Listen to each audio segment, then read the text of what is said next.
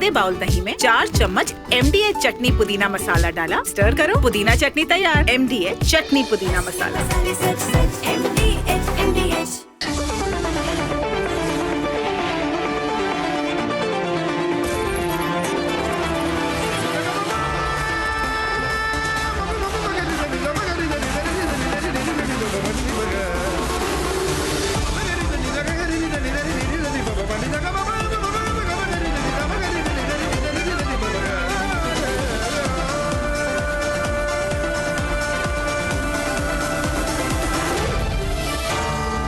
Arnab Goswami on the debate.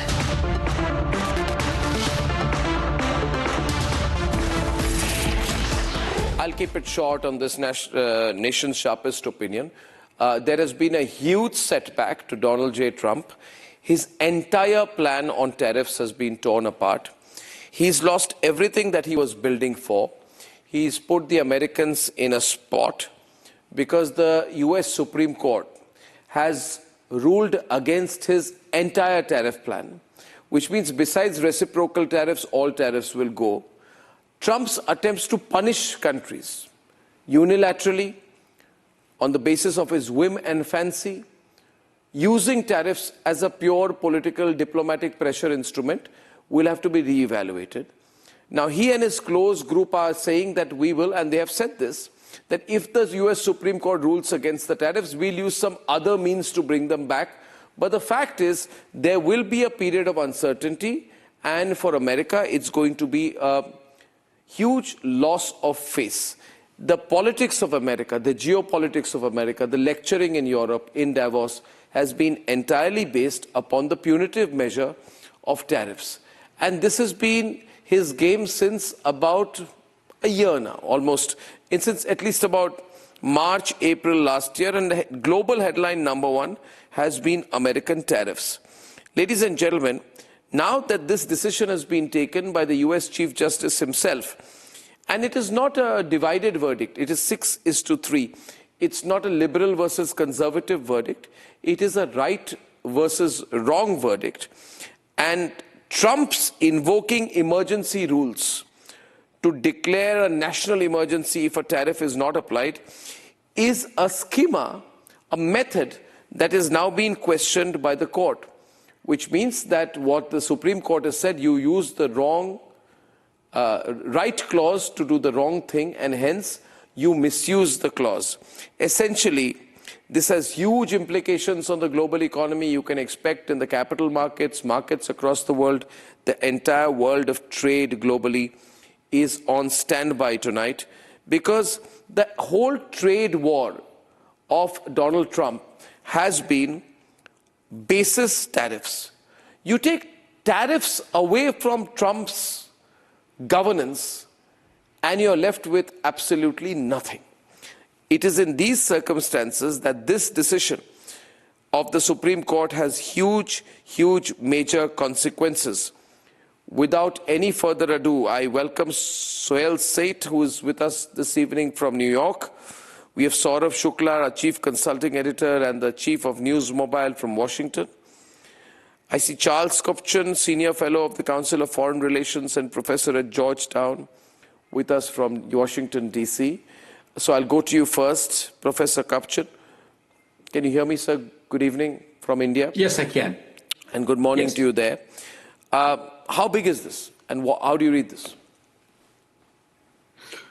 It's a very big deal, Arnab, particularly in the context of an inflection point in the Trump presidency in which Trump's power has been weakening pretty steadily now for several months, beginning late last year after several elections in which centrist Democrats did well.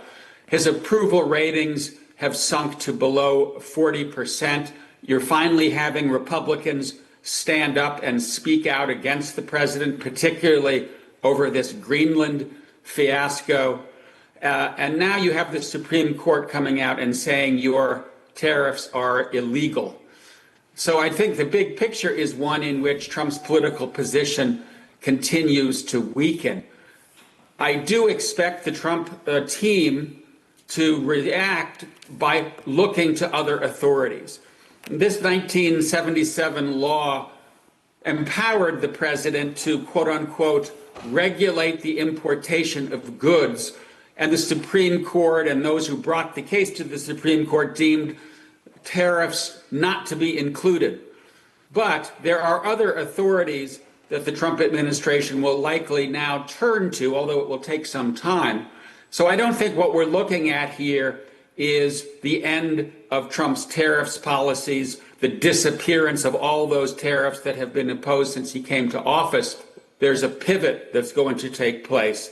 But this is a very significant setback for a president who basically has made tariffs the centerpiece of his second term. Also, what comes here very, very strongly, Sohail, and I'd like to come to you next, is the fact that this breaks the entire Trump hyperbole. He goes hyper on everything. And there is a sense of fatigue that is building up. You're in New York. I'm sure you sense a little bit of that as well. Now, how did Trump impose tariffs? By invoking this emergency rule, the Emergency Economic Powers Act. So he basically said if there's a trade deficit, it's a national emergency. If there is fentanyl trafficking, it's a national emergency. If I don't like a particular country, it's a national emergency. If I think the Canadians are talking back to me, it's a national emergency. If the Indians have too much of an independent foreign policy line, it's a national emergency. If I don't like the Mexicans, it's a national emergency. So he used this law indiscriminately. Every time. And everyone looked helpless. This is going to blow things up, Sohail, right where you are. So there are three or four things here, and Professor Kapchuk will bear me out on this. The president, under the current laws, still has the right to levy trade policies and trade restrictions under executive authority without any impingement or infringement from the Supreme Court. He will try and do that. The big problem here, Arnab, is that his entire appeal to the Americans who are now crying foul on the affordability plank was that tariffs would help bring prices down, it would settle the economy. That's not going to happen. So the problem will be that the markets will be spooked because all your income generation, you were talking about 120, 123 billion coming in, that's going to vanish. Number three, markets hate uncertainty. Countries hate uncertainty. What this is going to cause is uncertainty for a huge amount of time. Yes. Because by the time you unravel the tariffs you have already levied, and then if you want to punish countries and levy them through the back door, you will still need a lot of time. And in the process, some of the categories and some of the sectors will get really impacted. But the most important thing is Trump is all about ego. It's all about him, and himself. Yeah. This has been a deep blow to his whole narcissistic persona that, oh, I'm infallible and that I will make sure. See, earlier, in some kinds of lawsuits, he would he would abuse the judges, he would do all of that. He can't try that with the Supreme Court. Also, what has happened is that the press and the media is against him. Like if you read the three important newspapers today in New York, whether it's the Journal or the New York Times or the FT, you'll observe that all of them said that in case the guy loses in the Supreme Court, there are issues that he might try and sneak some tariffs through the back door. But you have today a weakened president. You don't have a president who can now shout to the world saying, oh, see, I got it done. The I got it done is over. But the most important message for America and Americans is the rule of law still prevails. You may have a bully in office, but the laws of the land will prevail. And I think the Supreme Court under Justice Roberts has done a brilliant job by showing the president his place, that he's subservient to the Constitution and cannot override it. Now, I want to go to Peter next, but I'd go to a detour to Saurabh, who's in Washington. See, the point I'm interested in, he's not going to respond rationally now. He's an irrational man. I don't want to say more. We are building a good relation with him and we have to tolerate him as long as he's there. But Saurabh, this man is going to now say, that I am fighting for Americans and the court is against Americans. He's going to say people of America were exploited. I was trying to save you from exploitation and the Supreme Court is evil. I see him pushed to the wall, going a little berserk. Could he? And his fan base also going berserk. Whenever pushed to a wall, he will use his fan base to create social disharmony. Arnab, I can tell you one thing, that obviously this has come as a big setback for President Trump. Also, another factor you should not, overlook, which people, my sources here at the White House telling me, $292 billion.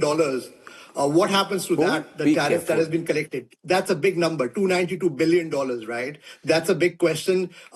If the court ruling is interpreted that US has to refund that, that's a big impact. Third thing, he has been focusing on the midterms. This ruling also comes as a big setback ahead of November midterms, because already, as the professor said rightly, within the Republican Party, there are some people who are questioning the rationale on tariffs. There was a news report which came out that even within the White House, there were some people who had advised the president against levying these tariffs against this authority. Yes, he will use his executive power. He will go to his constituency, but certainly this is a major setback, and also politically, because in the midterms, a lot of these Republican members who face, the entire House has to go, for election. No, but I think this changes everything. So that will have a major impact. This changes everything. See, this hits him directly. No, this hits him. This is not to be technically understood. I'll tell you why. This has the potential of destroying Donald Trump, who at the age of 80, heading towards a midterm, having brought together an absolutely flabbergastingly ridiculous board of peace, wagging his finger at the whole world, abusing and mocking world leaders, he has been rebuked by the Supreme Court to say that you misused executive authority. And unless he goes, office. It's the abuse you of office. Abused your office. You abused your office. Criticism. I don't think the critics are going to spare him. I don't know Warren Buffett's line. I think he pumped in $350 million into the New York Times, I'm told, one of those 3 publications you mentioned. Yeah. I don't think the media is going to spare him. I don't think the people will spare him if he goes wrong either, Peter. What do you think? This could become public. Will his fan base be with him if he goes down? Arnab, you have to realize he was so unpopular before this. His approval ratings were in the toilet. And then look what he's done recently. This is a major development. The Supreme Court finally stood up to him. They're saying that the Constitution is more important than Trump. But if you look at what's going on lately, he just let the New START treaty expire. He's starting a new nuclear arms race. I'm more concerned that the news is all about Prince Andrew and the Epstein files. Now, Trump is taking a pummeling on this. Don't tell me this is not the only breaking news story on American big networks. I can't believe you're saying that, because it's the biggest headline for us here at the Republic Media Network. I don't believe the American networks could be in such a coma. It is. Arnab, it's happening. It has to be huge. Big let me finish, because the point I wanted to make is that this makes me more nervous about CNBC more nervous about Iran. Because I'm even more worried that he's likely to go to war against Iran. He always tries to change the subject. He always tries to deflect.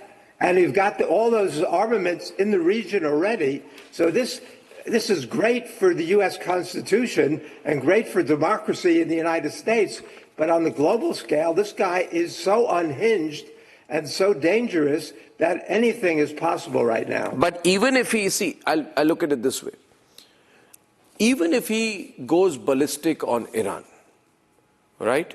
And short of nuking Iran does anything, but you can never say about this man, he can do whatever he wants. The point is, it's not going to help him on this, Peter. No, of course not. On this issue, his goose is cooked. This goose is completely cooked on this. I have Ambassador Manju Seth. She's a very, very senior Indian Foreign Service officer, diplomat. She's been ambassador for India. Ambassador Manju Seth, can you hear me? Yes, I can. Can you hear me? Now what happens? Because Trump goes in April to China with what? With no negotiating ability. He's a very weakened president, no doubt. And he already, as mentioned by the other panelists, his rating, can you hear me? Yeah, loud and clear. His rating has come down. His popularity has come down in the United States itself. I think because the people have been impacted by these tariffs that he has imposed across the board and with different countries. So definitely when he goes to China, he's again going to go on not from a great position of strength, but this has weakened him definitely.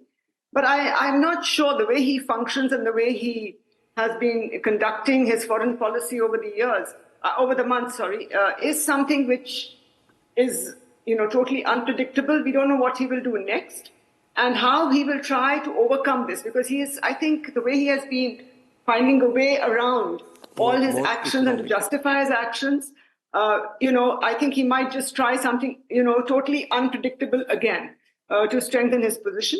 And as mentioned by other panelists, Iran is a likelihood, some kind of military action, just to divert attention, I think, from all the setbacks and all the problems that are being faced within the United States, the economy, the unemployment figures, and all other aspects of the problems that President Trump is facing, and of course the upcoming midterm elections. The tariffs on India, Saurabh, this 18% is therefore also gone.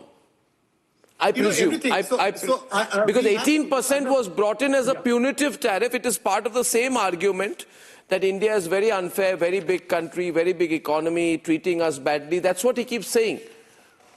So I presume that goes now. As we speak today, with this judgment, that should be on our everything is gone. That's what I'm hearing. So that's the reason why I gave you the number of $292 billion. So my analysis is that 18% likely to go. In the American system, just hear me out.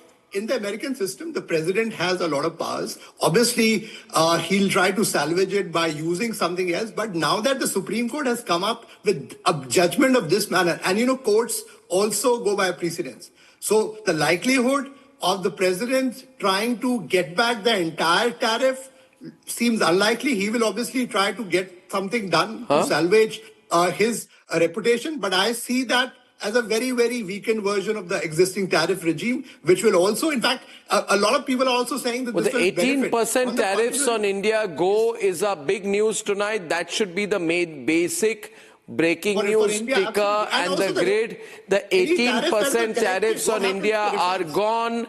As of now, they are gone. That should be repeatedly put out there. It's not the collected duties facing refunds, which is important. I'd like to go back to the panel having said that. Now, I put the case on India in perspective for all our viewers. It is my understanding and the initial analysis of our team that the 18% tariffs on India goes. That is part of the decision today, which means Trump's bullying is a thing of the past. Some people would then say in India, should we have held on for a little longer? Well, it wouldn't have made a difference. It wouldn't have made a difference anyway. I would say, Arnav. Charles is coming. Yeah, Charles. Yeah. We should not. I think this conversation is too black and white. The tariffs are gone. It's the end of Trump. Trump is a fighter. He's resilient. I think we will see the tariffs come back in some way, shape, or form. We don't know when. We don't know where. We don't know at what level. But I really think it's probably premature to say, well, this phase of the Trump presidency is over. This is a debilitating, irreparable setback. I think we need to wait and see what unfolds in the coming days and weeks. And I agree with what Peter said. When a leader like Trump, it's all about vanity, it's all about him, when he feels cornered, who knows what he would do. And especially if he's cornered on these domestic issues, and we're seeing him really have limited room for maneuver on immigration, on some of his other key domestic priorities, he may lash out. I agree with Lash Peter out how, that Charles? this decision makes Lash a out war how? With against all Iran your more experience likely. in the world of policy and politics. Lash out how? Lash out by doing things abroad because he can have more room for maneuver there than doing things at home in domestic policy. What form that takes, we don't know. The one other caveat that I would offer is that it's conceivable to me that Trump may use this decision as an excuse for getting rid of at least some of the tariffs that were not working. In some ways, the tariffs were the most stunning failure, and there were many, of Trump's second term, because what we've seen is not manufacturing jobs come back to the United States. In fact, manufacturing jobs are continuing to disappear.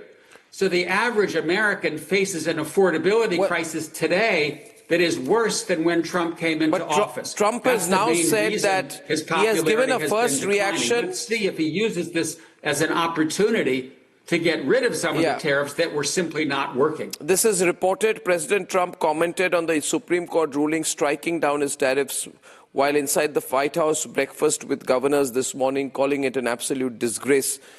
He said to those gathered that he has a backup plan. And in America, surprisingly, all consumer stocks are spiking and they're doing very well. 75% of the tariffs go because of this ruling. And PK Basu is joining the panel. This is big news. Keep the visuals and graphics going. PK Basu, what goes, what comes?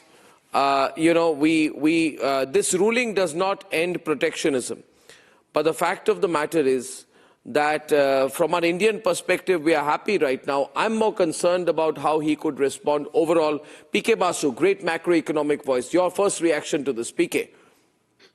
Well, the Supreme Court has ruled that under the IEEPA, which gives the president the right to regulate importation, it does not give the president the right to impose tariffs. So he'll have to find other means of imposing tariffs. He'll either have to go to Congress to validate the tariffs that he's imposed, or he'll have to find some other statute under which to impose them.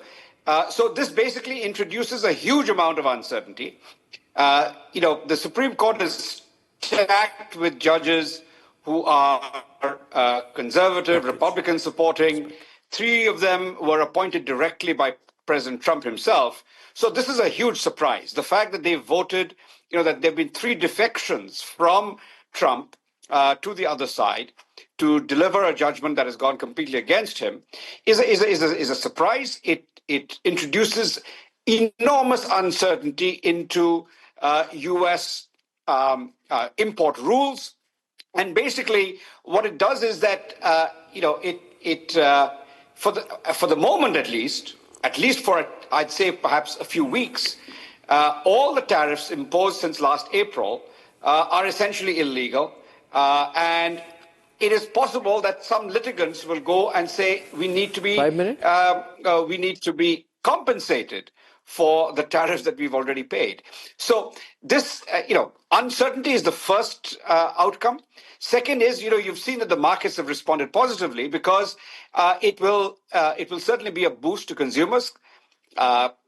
Prices of all tariffed products will initially go down. So this is initially a positive, but how positive it is going to be determined by the Trump administration's next response.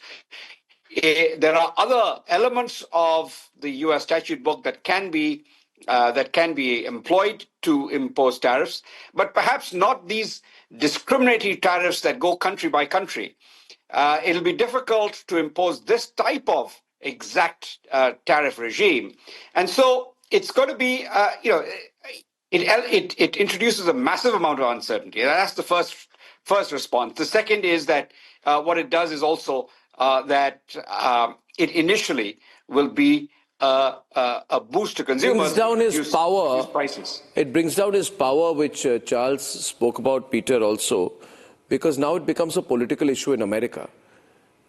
Because what the judgment has quoted Article 1, Section 8 of the American Constitution, which specifies that the Congress and the Congress alone shall have the power to levy and collect taxes, duties, imposts, and excise, which means the court says that you don't have the power, it's the Congress which decides.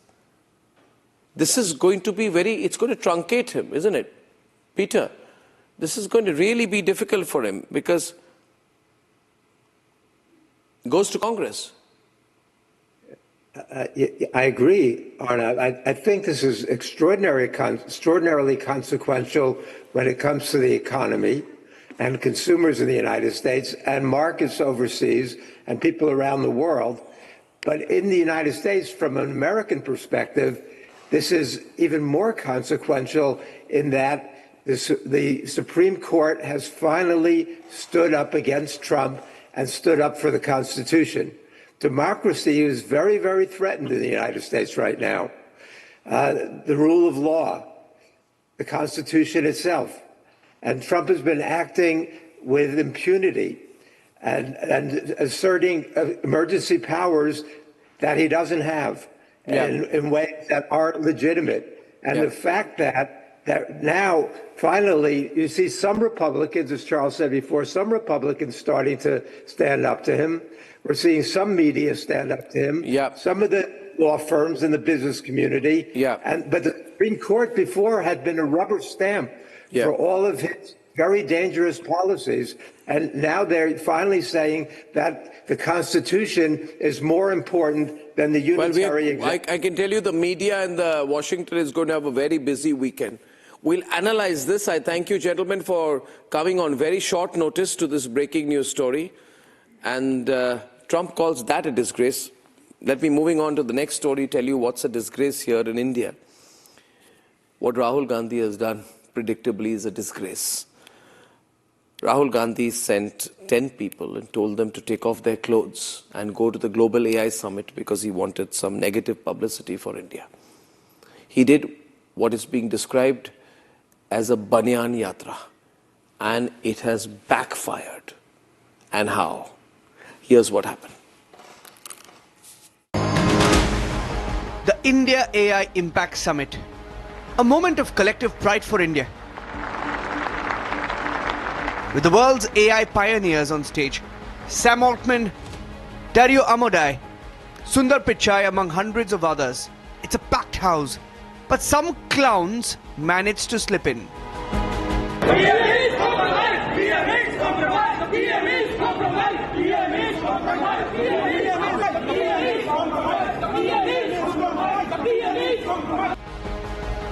These are Congress workers who walked in with a QR code, which means they planned it days in advance. Count them on the screen. There are over 10 of them seen in this video. They conspired to be here to try and tarnish the AI summit. In this video, public is seen reminding them that this was about India's reputation. You are compromised! You are destroying your reputation! Destroying your reputation! Destroying your reputation! It's our reputation! You are compromised!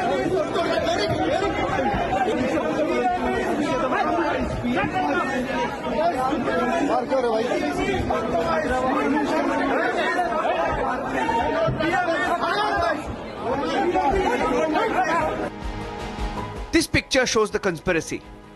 Rahul Gandhi was earlier seen with Narasimha Yadav, one of the main organizers of the Banyan protest. His Bharat Yatra picture is proof of the Banyan Yatra they attempted at Bharat Mandapam. Youth Congress ने protest किया तो Youth Congress का idea boss.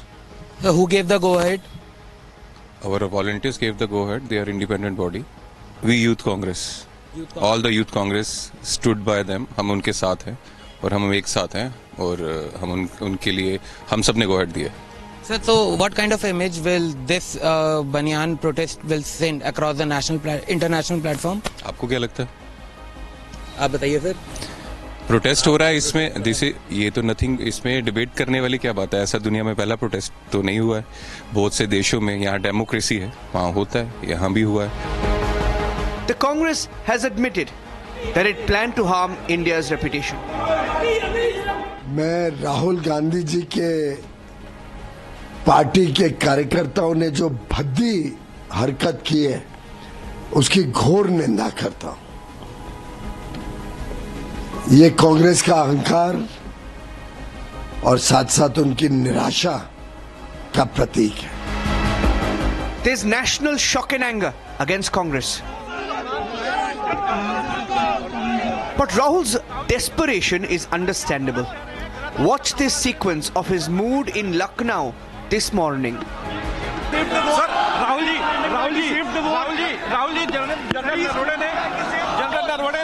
General Naravane ने कहा है कि वो आप गलत कह रहे हैं। राहुल जी, जनरल नरवणे ने कहा कि आप गलत कह रहे हैं।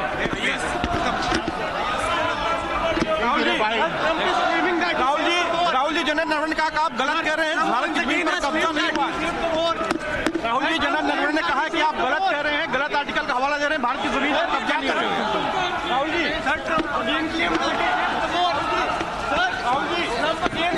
जी, जनरल नरवणे ने कहा कि अज्ञात सूत्रों का हवाला दे रहे हैं, भारत की जमीन पर कब्जा नहीं हुआ है। राहुल जी क्या कहेंगे? जनरल नरवणे ने कहा है कि आपने अज्ञात सूत्रों का हवाला दिया है, भारत की जमीन पर कब्जा नहीं हुआ है। Sir, Trump said that he saved the war once again. Sir, Rahul sir, Trump once again said that he saved the war. Rahul ji क्या कहेंगे? जनरल नरवणे ने कहा है कि अज्ञात सूत्रों का हवाला दिया है आपने, भारत की जमीन पर कब्जा नहीं हुआ है। राहुल जी, राहुल जी क्या कहेंगे? राहुल जी क्या आपने गलत कहा था? राहुल जी क्या आपने गलत कहा था? जनरल नरवणे ने कहा कि अज्ञात सूत्रों का हवाला।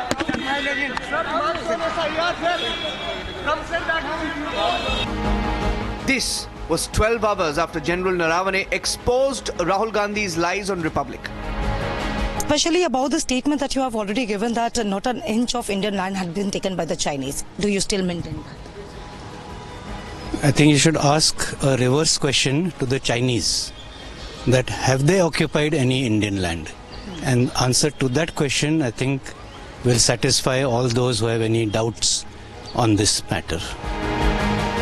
For a party that has egg on its face over the Naravane issue, did Rahul Gandhi plan the Banyan Yatra to divert attention from the Republic interview that ended up exposing him?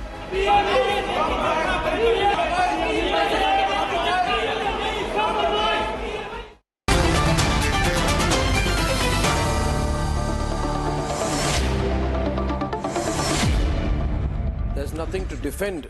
Abbas Haider, starting with you, please. Jyotsna, welcome. Sanju, welcome. Pankaj, welcome. Abbas Haider, I'm sure you're not going to defend the Banyan Circus.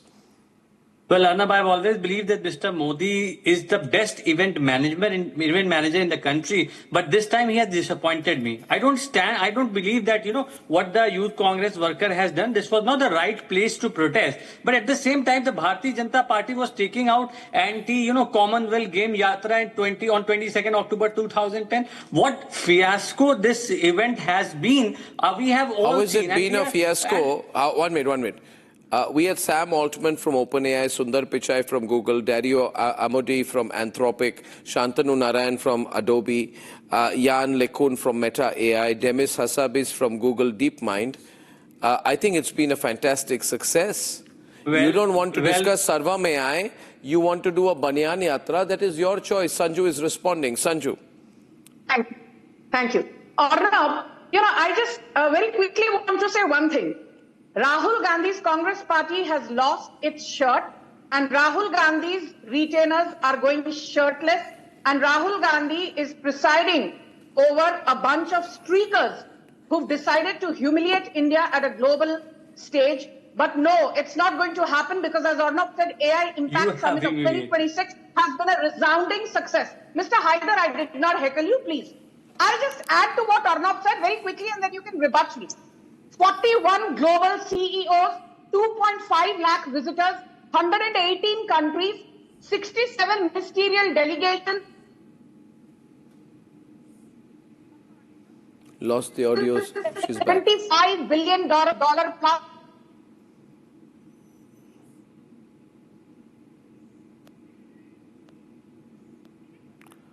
Jyotsna, I bring you in because I lost Sanju's audio. Jyotsna, you can take over from there.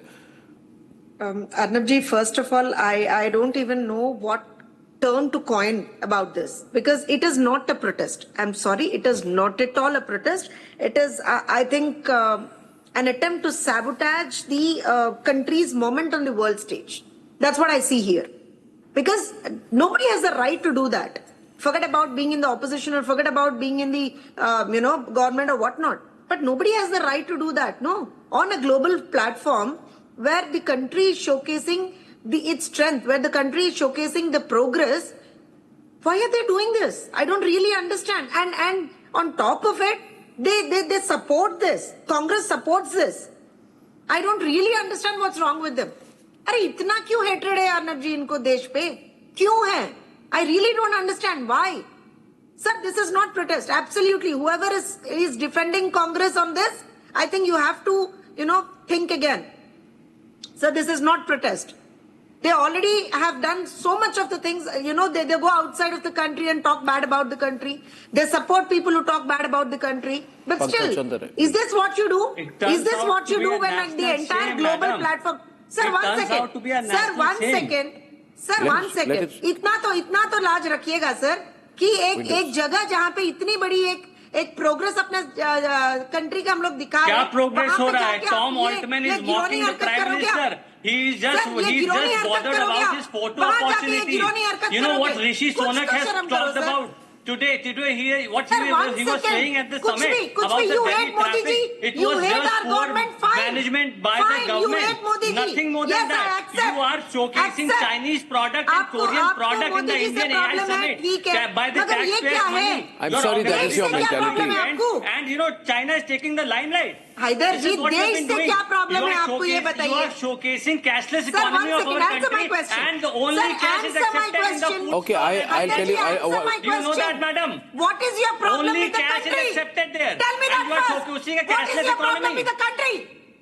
Madam, what is your problem with the country? Lines will have to be open because people are angry. You have a problem. Lines will have to be open. When they were protesting against the No. Lines will have to be open. The Banyan circus has been too much. I want to know.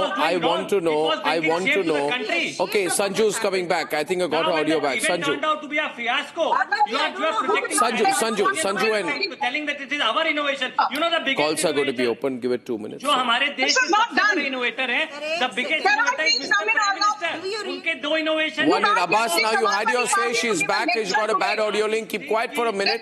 You're the other side, Sanju. पिला देते, patent करा लेते, तो शायद. No, you have to give me time to speak. I don't want to be heckled by this guy. बता radar patent ले आते. Can you please calm down? कैसे बचेंगे? Can you calm down? Patent करा के दिखाते नहीं है summit. Know that you don't like Narendra Modi, but please calm down. Arnab, I just have this to say, and let me repeat because I think there was a glitch with my audio. AI Impact Summit under Narendra Modi has been a roaring success. I repeat, in 30 seconds I will be done. More than 41 global CEOs, more than 25 heads of state, more than 67 ministerial delegations, more than 118 countries, more than 2.5 lakh delegates, more than 700 startups, and guess what? More than $375 billion were committed. Sam Altman has said he commits $100 billion in partnership with TCS. Reliance Jio, $110 billion. You have Sundar Pichai who says another $15 billion. Microsoft, $50 billion. Adani Group says $100 billion. So on and so forth. Even Vinod Khosla, co-founder of Sun Microsystems, says $27 billion. You have Sam Altman saying India's AI energy is unmatched. You have UN Secretary General Antonio Guterres saying India's AI outreach is unmatched. You have Sundar Pichai of Google saying Narendra Modi is the only world leader talking about ethical AI. You have Kristalina Georgieva, the MD of IMF, saying India is the only country which is democratizing AI. And then You have Dario Amodei These global of leaders are Anthropic here saying to sell their product. AI skill penetration is unmatched. I want to just say one thing. We are today number 3 in AI vibrancy, number 2 in AI skill penetration, and our AI talent concentration has risen by 252% since 2016. Before Pankaj Sharma ji starts, I just want to end with one point.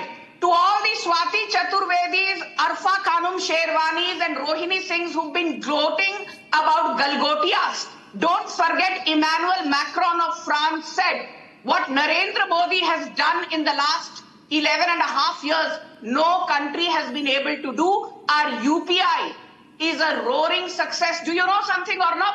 The UPI transaction value was 0.6 lakh crore in 2017. Today it is 328 lakh crore. That's a 547 times jump. 547 times jump. Can you beat that? Narendra Modi marries grand vision with seamless execution. और ये जो राहुल गांधी के लंगोटिया दोस्त हैं, who was streaking naked, who was shirtless, shame on you. Rahul Gandhi, shame on you. Pawan Khera, shame on you. Jairam Ramesh, shame on you. Supriya Srinath, shame on you. Jobless YouTubers supporting Darbari ecosystem, shame on you. And those YouTubers masquerading as political analysts, shame on you. And this has nothing to do with Pankaj Sharma ji. I respect him. आप बोलिए sir अभी क्या आप support करते हैं जो आज हुआ? वो नहीं करते actually. He's broken ranks.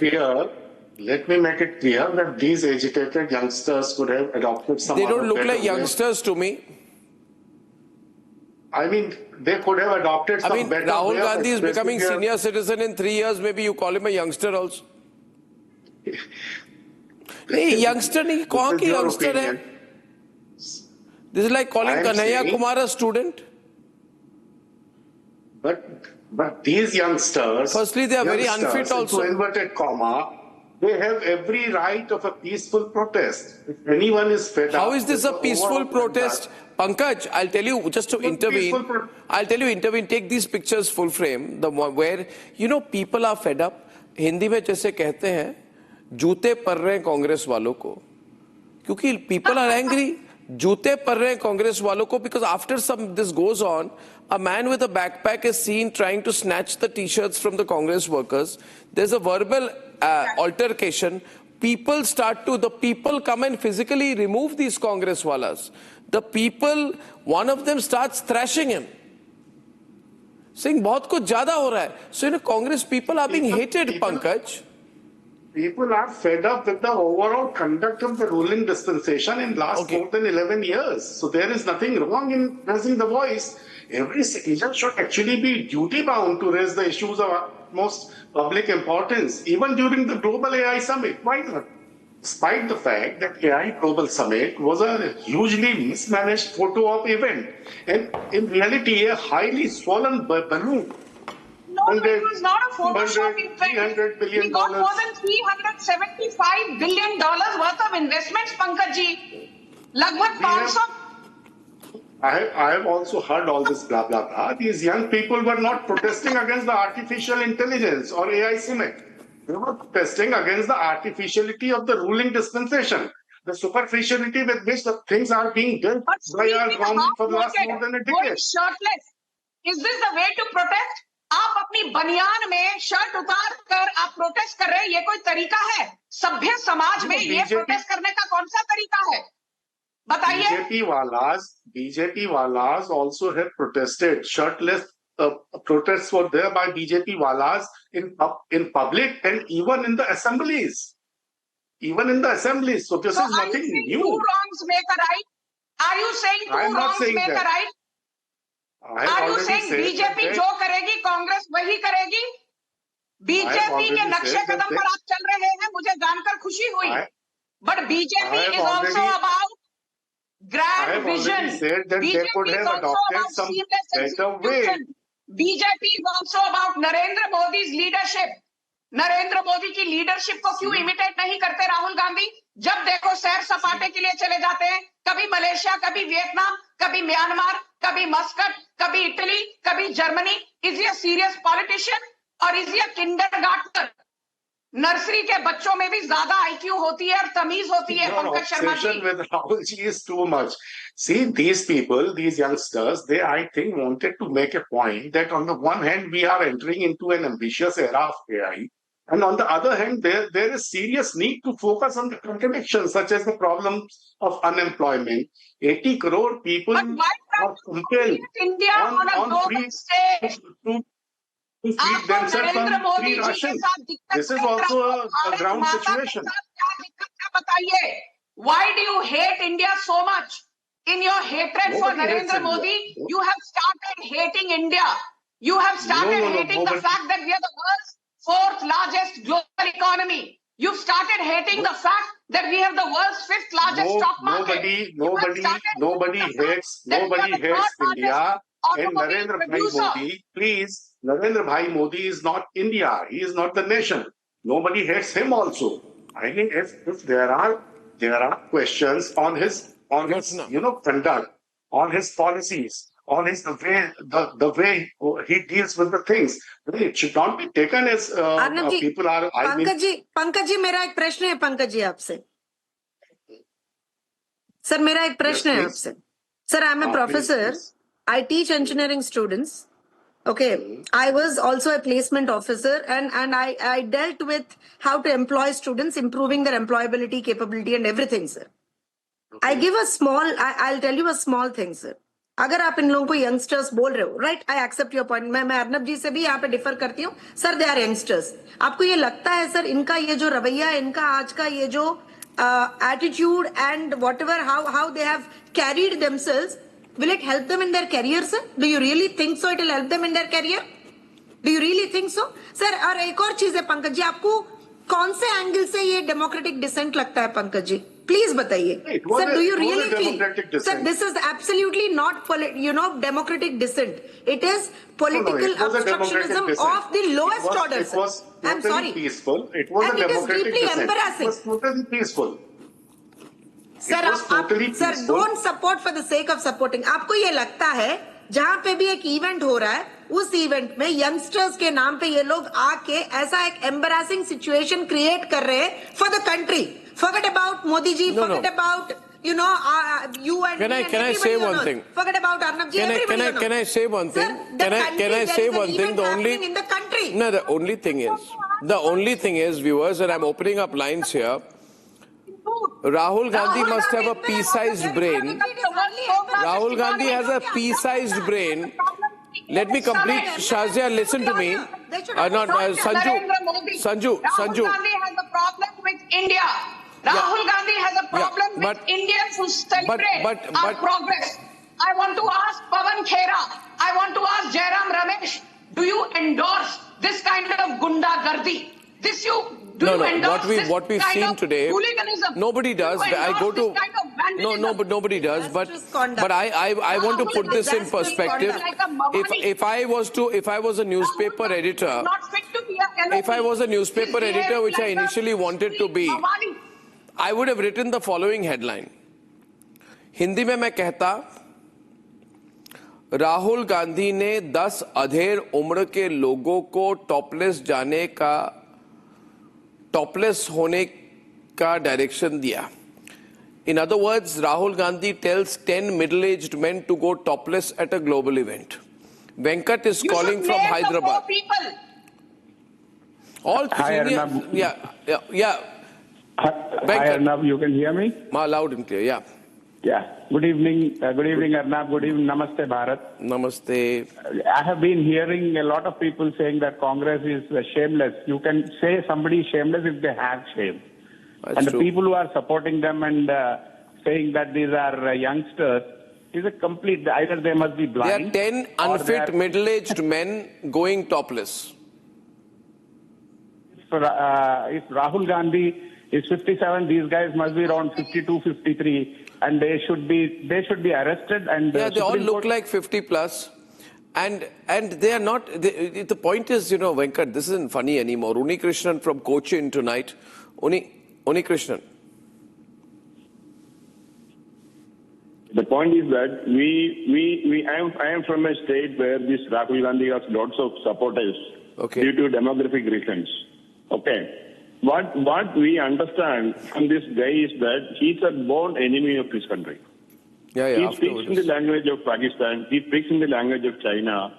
And we do remember many instances where some big thing is happening in this country. He will defend this country. I am remembering the old agitation by the farmers when some big thing was happening in India.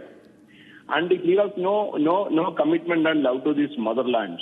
And in Ramayana, we say that Janani Janmabhoomi Sargadabhi Gariyasi. The mother and motherland is more than anything in this life. For that, somebody has to read Ramayana. He never has read it. And because he lacks patriotism, he is a born enemy of this country. He wants to defend this country, destroy this country. And I am wondering that he was an MP for the last 10 years when UPA 1 and 2 was in regime. He never was willing to join as a cabinet minister and learn how to administer this country. He was enjoying life. Now he is into a total destruction activity.